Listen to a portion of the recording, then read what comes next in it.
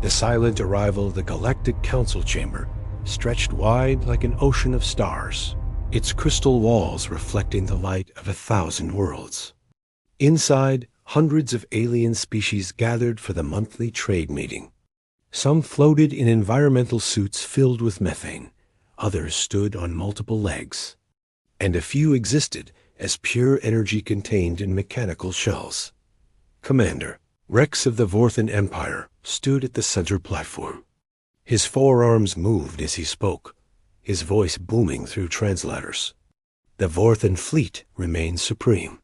47 conquered systems, 200 warships, each one a masterpiece of destruction.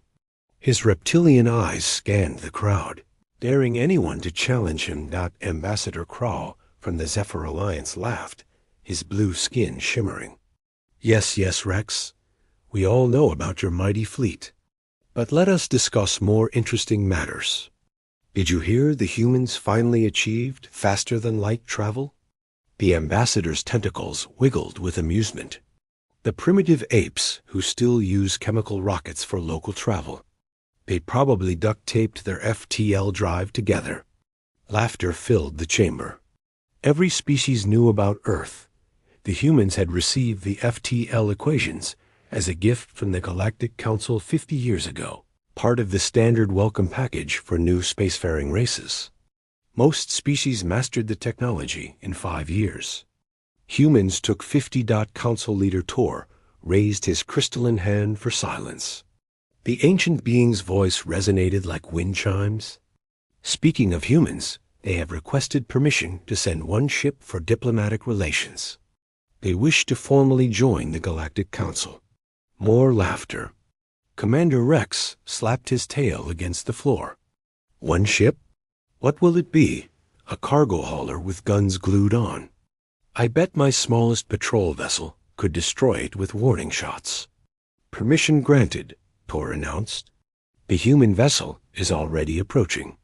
They should arrive within. Every alarm in the station screamed at once. The main viewing screen activated, showing space outside the station. Security Chief Vera, a 6-eyed insectoid, chittered in panic. Massive object dropping from hyperspace. All defensive systems activating. Size is. This can't be right. Space itself seemed to tear open. A ship emerged from the wound in reality, sliding into normal space with impossible grace. The laughter died. Terra's hammer was 15 kilometers of pure warship. Its hull was dark gray, almost black, scarred with thousands of marks from old battles.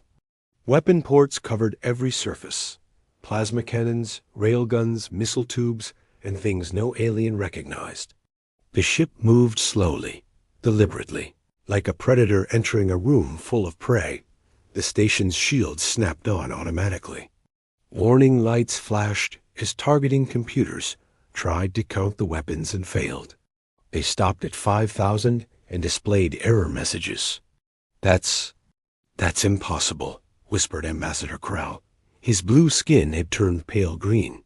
No species builds ships that large. The power requirements alone. Commander Rex stood frozen. His military implants were feeding him data, running combat simulations. Every single one ended the same way. Total defeat in under 60 seconds. The communication system crackled to life. A calm human voice filled the chamber, speaking perfect galactic standard. Galactic Station Alpha, this is Captain Jack Morrison of the Earth ship Terra's Hammer. Requesting docking permission for diplomatic meeting. We are keeping weapons powered down to avoid frightening anyone. Powered down. The weapons were powered down, and still every alarm was screaming. Security Chief Vera's many eyes focused on her screens. Council Leader, their reactor output. One ship is producing more power than our entire station. And the armor. I'm reading materials we don't have names for. Tor stood slowly, his crystalline form trembling slightly. Permission ... granted. Docking Bay 1. The massive warship adjusted course with surprising delicacy. Despite its enormous size, it moved like a dancer, precise and controlled. As it approached, more details became visible.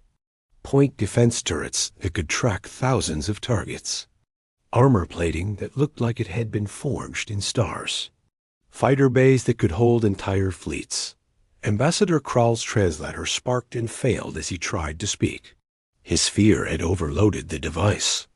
Commander Rex, who had spent centuries conquering worlds, quietly opened a communication to his fleet. "Stand down," he whispered. "Do not make any aggressive moves. Any of you." The humans hadn't threatened anyone. They hadn't powered up their weapons or made demands. They had simply arrived, and the entire galaxy suddenly understood that everything had changed. Terra's hammer docked with barely a vibration. Captain Morrison's voice returned, still perfectly calm. "Thank you for the welcome. I'm looking forward to our discussion. I think you'll find humanity has much to offer the galaxy." In the council chamber, no one spoke. They all stared at the ship that had just redefined what power meant. And somewhere in the silence, every species present had the same thought. If this is what humans consider a diplomatic vessel, what does their war fleet look like? Asterisk the history lesson. The docking bridge extended from the station like a thread connecting to a mountain. Captain Jack Morrison walked through first, followed by 5 human guards. They wore simple black uniforms with Earth's blue and green emblem on their shoulders. No visible weapons, no armor, just fabric and flesh. Every alien in the council chamber studied them through screens and sensors. The humans moved wrong. That was the only way to describe it. They walked with perfect synchronization, never bumping into each other, always aware of their surroundings. Their eyes tracked multiple targets without seeming to look. Military species recognized the movements. These were apex soldiers pretending to be diplomats. Captain Morrison entered the main chamber.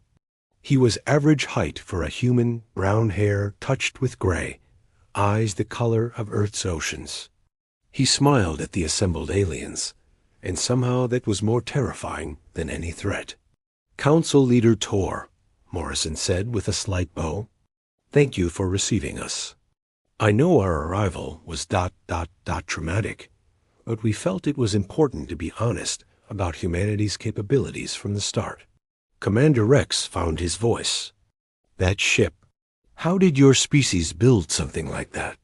You just learned FTL travel." Morrison's smile widened slightly. "May I share something with you all? A presentation about humanity?" Without waiting for an answer, he pulled out a small device. A hologram filled the center of the chamber, showing a blue and green world, Earth. "This is our home," Morrison began.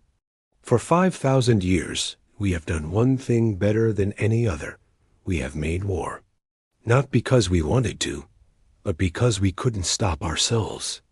The hologram changed. Cities burned. Primitive humans fought with sticks and stones, then swords, then guns. The images moved faster. Tanks, planes, nuclear bombs. Cities turned to glass. Millions died in seconds. World War I, 20 million dead. World War II, 80 million dead. World War III, 200 million dead. Morrison's voice never changed, staying calm and measured. The Mars Colony Wars, 500 million dead. We fought over resources, ideology, religion, and sometimes just because we could. Ambassador Krall managed to speak through his repaired translator. "This is monstrous." "Yes," Morrison agreed. "It was, but it taught us something.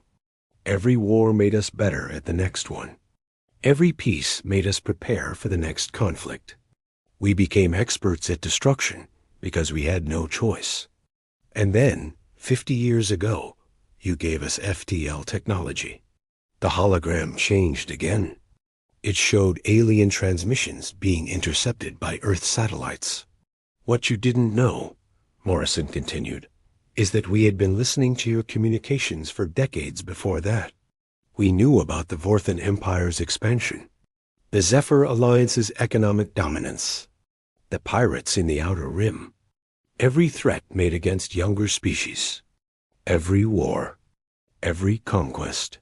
Council Leader Tor's crystalline form darkened. You were watching us? Learning from you, Morrison corrected. We took your FTL drive and improved it. We studied every ship design we could intercept. We analyzed every weapon, every shield, every tactic. And then we did what humans do best. We prepared for war. The hologram showed underground factories on Earth, Mars, and moons. Massive shipyards hidden in asteroid fields. Millions of humans working in secret. Terra's hammer took 10 years to build. We reverse-engineered your technologies, combined them with our own innovations, and created something new. Something purely human. Morrison paused. And she's our smallest warship. We have 12 others, each one twice her size.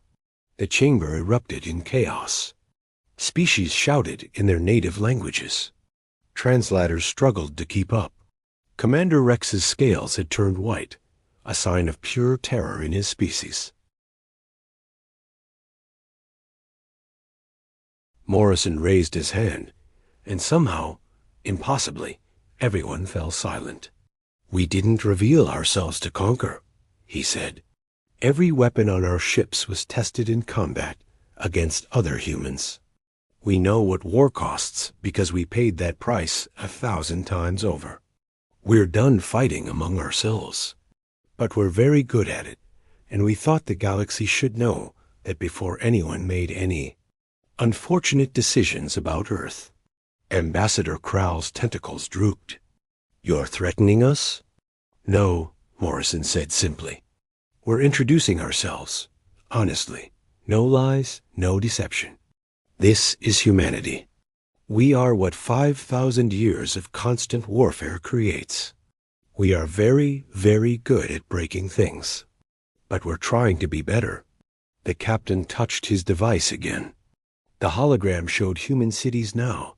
Children playing in parks, artists painting, scientists working. This is what we want to protect. This peace we finally achieved. And we'll protect it with everything we have. Security Chief Vera's compound eyes fixed on Morrison. Those scars on your ship's hull ...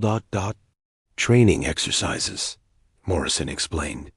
We still practice war against each other. Controlled battles, no casualties. We must stay sharp because the galaxy is dangerous. But we don't want to be the danger anymore. We want to be the shield. The hologram faded. Morrison stood in the center of the silent chamber, surrounded by hundreds of alien species who were recalculating everything they thought they knew about power. Now, the captain said, shall we discuss trade agreements? The demonstration Commander Rex couldn't let it stand. His entire empire's reputation was built on military might, and here stood these humans, making the Vorthan fleet look like toys. His pride burned hotter than his fear. Words, Rex growled, his 4 arms spreading wide. Pretty pictures and stories. Anyone can claim their ship is powerful. The Galactic Council demands proof before recognizing military capabilities. Morrison turned to the commander, and for the first time showed a real emotion, amusement. His smile wasn't diplomatic anymore. It was the smile of someone who had been hoping for this question. A demonstration? Morrison asked. Of course. The Council has combat drones for testing, doesn't it? The Mark 7 units that no species has ever defeated in exercises? Council Leader Tor hesitated. We have 50 such drones, but Captain Morrison, they are lethal systems. Many ships have been destroyed trying to... Perfect, Morrison interrupted. He touched his earpiece. Davis, you monitoring? A new voice filled the chamber. Artificial, but somehow warm. Always, Captain. Hello, everyone. I'm Davis, Terra's Hammer's Operational A. Nice to finally meet you all. Should I use the training restrictions for this demonstration? 2% power only, Morrison ordered. We don't want debris damaging the station. 2%. Several species made sounds of disbelief. Rex's tail slammed against the floor. This is insulting. Deploy the drones. All 50. Outside the station, 50 black spheres launched from defense platforms. Each drone was a masterpiece of automated combat. Shields that could withstand nuclear strikes, weapons that could pierce battleship armor, eye systems that could outthink most organic pilots. They had been designed by the galaxy's best military minds as the ultimate test. Terra's hammer didn't move. The massive ship stayed docked. Engines idled out. The drones formed attack formation, spreading into a perfect sphere around the human vessel. They activated weapons simultaneously, preparing for coordinated strike. Davis, Morrison said casually, whenever you're ready. Already done, Captain. Everyone looked at the screens. The drones were gone. Not destroyed, gone. Floating in their place were 50 small clouds of metallic dust. 3.7 seconds, Davis announced cheerfully.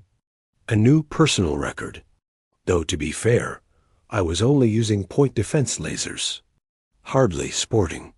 Security Chief Vera's equipment showed the replay in extreme slow motion.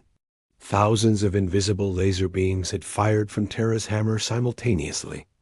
Each beam had hit a drone's power core with surgical precision, causing instant vaporization. The ship's weapons had tracked and destroyed 50 targets. Moving at different speeds and angles faster than most species, could blink. The chamber stayed silent for 10 seconds.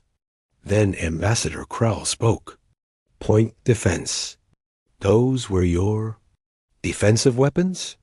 The smallest ones, yes, Morrison confirmed. Would you like to see offensive capabilities? No one answered, but Morrison continued anyway. There's a dead moon about 2 light years from here. Designation XK-45. No life, no value, just rock. May we use it for target practice? Tor nodded slowly, perhaps sensing that refusing might seem weak. Morrison touched his earpiece again. Davis, single railgun shot, medium power. Target moon XK-45. Targeting, Davis replied. Fired. On the screen, space seemed to bend.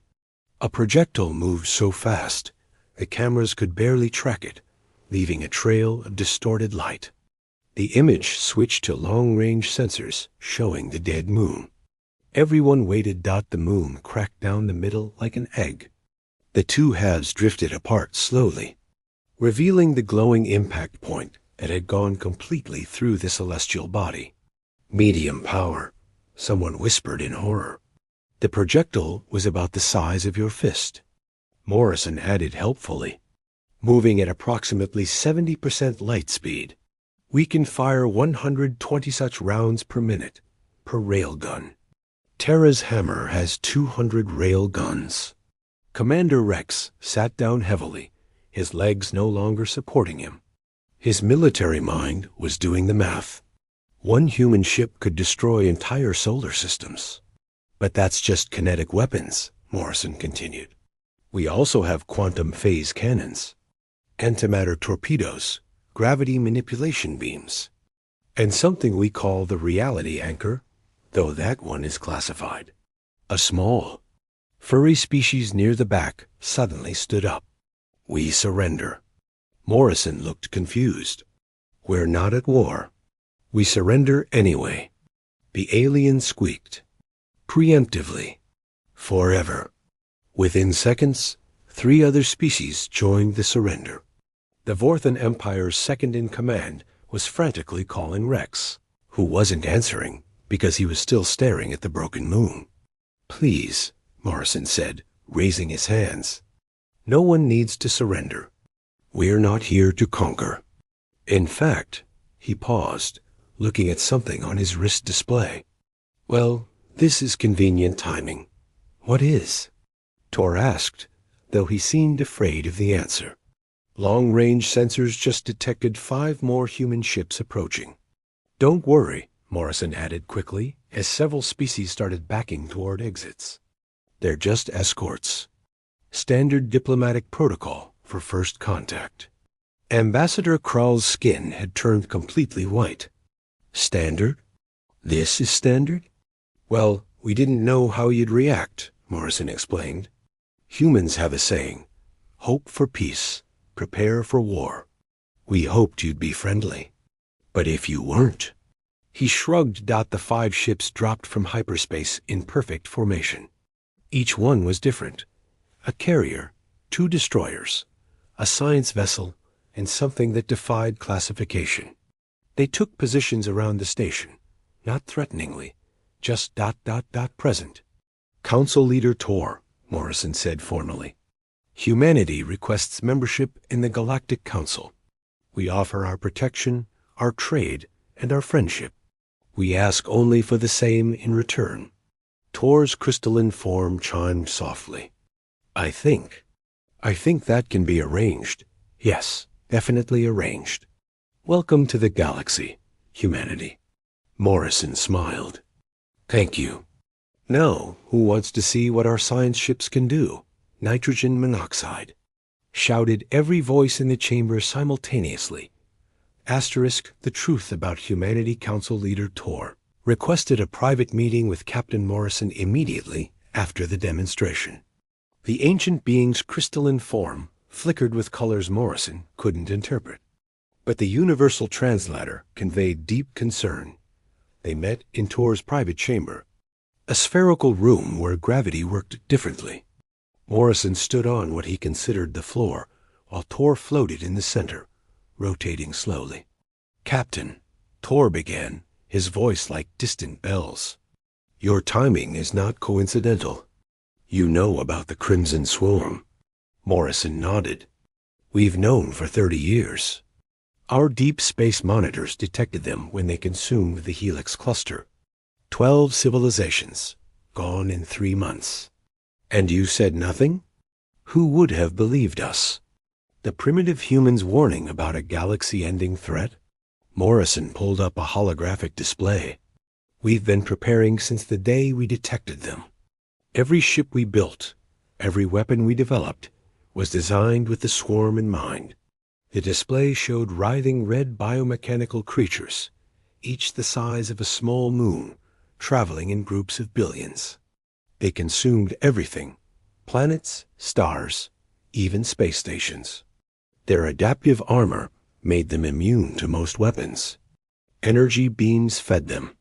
Kinetic strikes barely dented them. Nuclear weapons made them multiply. Asterisk.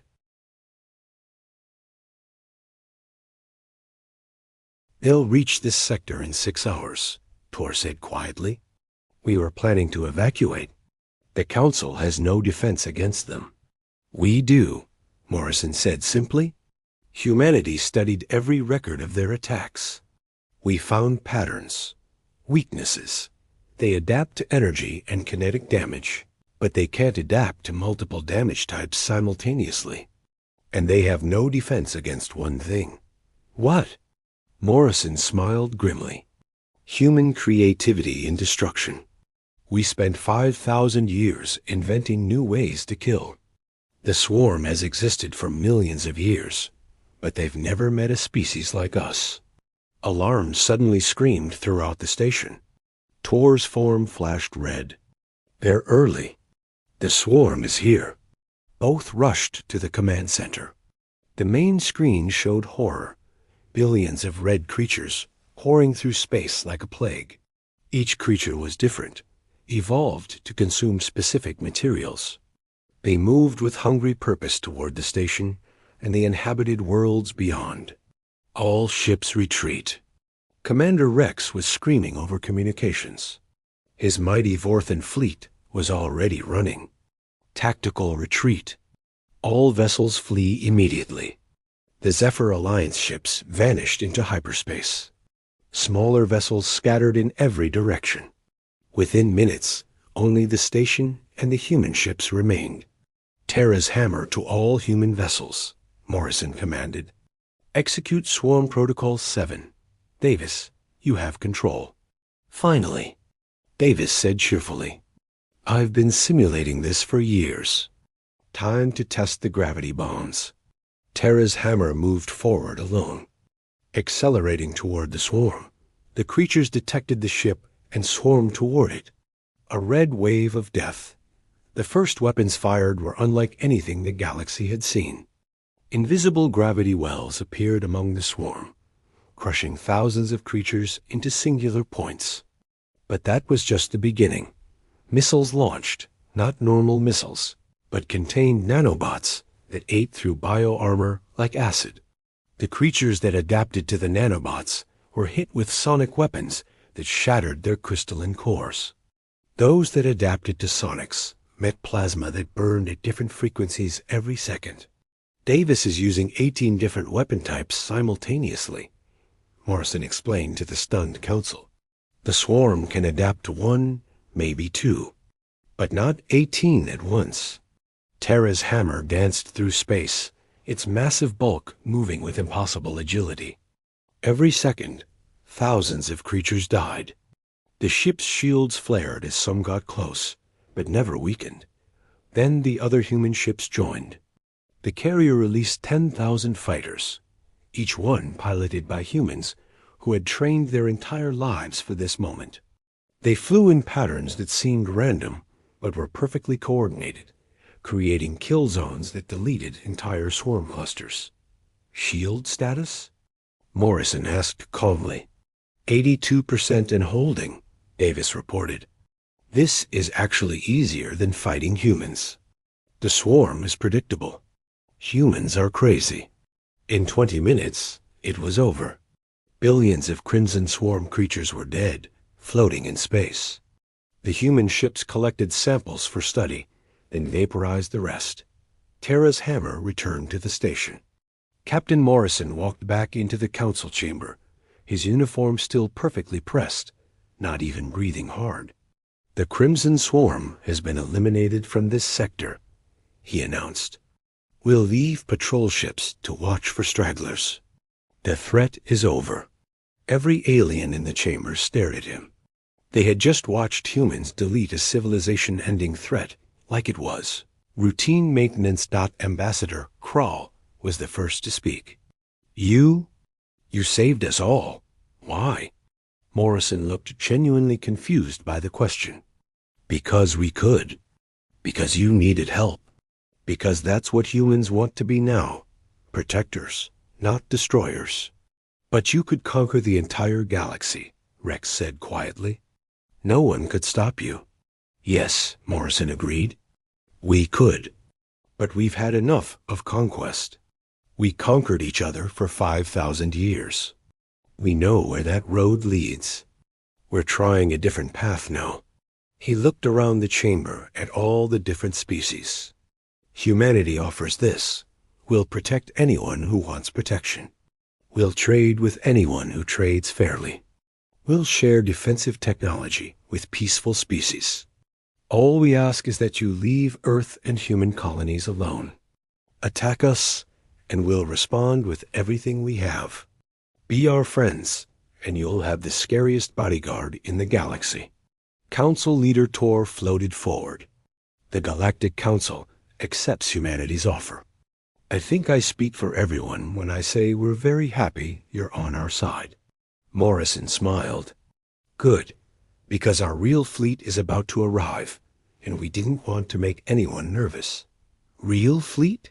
Someone squeaked. Space outside the station began filling with ships. 12 supercarriers, each one 30 kilometers long. Hundreds of support vessels. Moving cities of metal and weapons, all bearing Earth's blue and green emblem. Welcome to the galactic community, Morrison said. We look forward to a long and peaceful relationship. Asterisk, the new order, the flagship Earth's Vengeance, made every other ship look like a toy. 30 kilometers of impossibly advanced technology, its hull smooth and dark, absorbing light rather than reflecting it. When it arrived, even Terra's hammer seemed small beside it. Admiral Stone appeared in the council chamber via hologram, too busy to leave her command center. She was older than Morrison, with silver hair and eyes that had seen too much war. Her voice carried absolute authority. "Council Leader Tor," she said with a crisp nod. "I'm Admiral Stone, commander of Earth's First Fleet. Captain Morrison has briefed me on the situation. I'm here to formalize humanity's position in the galaxy." She gestured, and a star map appeared, showing every inhabited system. "Here are humanity's terms. We claim no territory beyond Earth, Mars, and our 3 colony systems. We want no tribute, no submissions, no empire. What we want is simple: peace through strength." "Meaning?" Ambassador Crow asked nervously. "We'll patrol shipping lanes. We'll eliminate pirates. We'll stop genocides. We'll prevent invasive species like the Crimson Swarm. Any species that follows basic laws. No slavery. No genocide. No attacking peaceful worlds. Gets our protection free of charge." Commander Rex found his courage. "And if someone disagrees with human law?" Admiral Stone's expression didn't change. "Then they'll learn why Earth's children sleep peacefully while Earth's warriors guard the stars. We've ended wars between humans. Ending wars between other species will be significantly easier." She brought up images of the human fleet's weapons. "Every ship carries quantum torpedoes that can crack planets. Our smallest fighters have shields that can withstand direct hits from capital ships. Our Marines train in gravity chambers at 10 times Earth normal. Our cyber warfare division has already mapped every digital system in the galaxy." A threat was clear but unspoken. Humanity could end any civilization that became a threat. But Stone continued in a softer tone. "But we don't want to use any of this. We've discovered something. The galaxy has art we've never imagined. Music that makes humans weep. Philosophy that challenges our greatest thinkers. Foods that shouldn't exist but taste amazing. We want to experience all of it. We want to trade, learn, grow. But we can't do that if everyone's fighting." "So you'll force peace?" Tor asked. "We'll enforce it," Stone corrected. "There's a difference. Over the next month, the galaxy changed. The Vorthan Empire, seeing no point in maintaining a conquest fleet that couldn't conquer anything, disbanded half their military and invested in trade instead. The Zephyr Alliance requested human military advisors, wanting to learn from the masters. 47 species applied for embassies on Earth. Pirates vanished from shipping lanes overnight. Those who didn't flee were vaporized by human patrols. The black market collapsed when criminals realized humans could track every transaction. For the first time in recorded galactic history, an entire month passed without a single major conflict. Captain Morrison was promoted to Galactic Peacekeeper, a new position created just for him. Terra's hammer became a symbol. Worlds in dispute would request its presence for negotiations. Knowing no one would dare fight with it, watching Ambassador Crow was chosen as the first alien diplomat to visit Earth. He expected military bases, weapons factories, armies training for war. Instead, he found something else entirely. Humans lived in cities filled with art and music. Children played in parks without fear. Museums displayed ancient weapons as curiosities, not threats. The most popular entertainment was something called football, where humans competed without killing each other. Morrison gave him a tour of a military museum. Crowl saw swords, guns, tanks, nuclear missiles. The evolution of human warfare displayed like a completed chapter. Asterisk. "This is our past," Morrison explained. 5,000 years of perfecting death. But look closer. Crowl examined the displays. Each weapon had a date when it was last used. They all ended around the same time, 50 years ago, when humans received FTL technology. "You stopped fighting each other when you learned about us," Crowl said slowly. "Why?" Morrison smiled. "Because we realized we weren't alone. We had two choices: export our violence to the stars, or become something better. We chose to be better. But we kept the weapons, kept the knowledge, kept the ability. Because sometimes the only way to protect peace is to be very, very good at war. They walked outside where human children were playing, their laughter bright and carefree. Parents watched without worry. The sky was clear, unthreatened. "Your young don't fear," Krall observed. "No," Morrison agreed. "They don't, and if we do our job right, neither will yours." The next day, Krall returned to the Galactic Council with his report. He stood before hundreds of species and said simply, "Humanity is not what we feared. They're not conquerors or destroyers. They're guardians. They mastered war so completely that they transcended it. They could rule us all, but they choose to protect us instead." Terra's hammer hung in space outside the station, its scarred hull a reminder of humanity's violent past and its promise of a peaceful future. Other human ships spread throughout the galaxy, silent watchers ensuring that trade flowed, that peace held, that no species faced extinction alone. And in the council chamber, where once warriors boasted of conquest, diplomats now spoke of trade and art and exploration. The galaxy hadn't just seen humanity's warship that day. They had seen humanity's choice to be the shield, not the sword. Admiral Stone's final message played on repeat in the council archives. "We are humanity. We have walked through hell and emerged from the other side. Now we stand guard at the gates, making sure no one else has to walk that path. Sleep well, galaxy. Earth's warriors are watching." And so the galaxy learned that the most dangerous species was also the most protective. And in their fear, they found peace. Asterisk.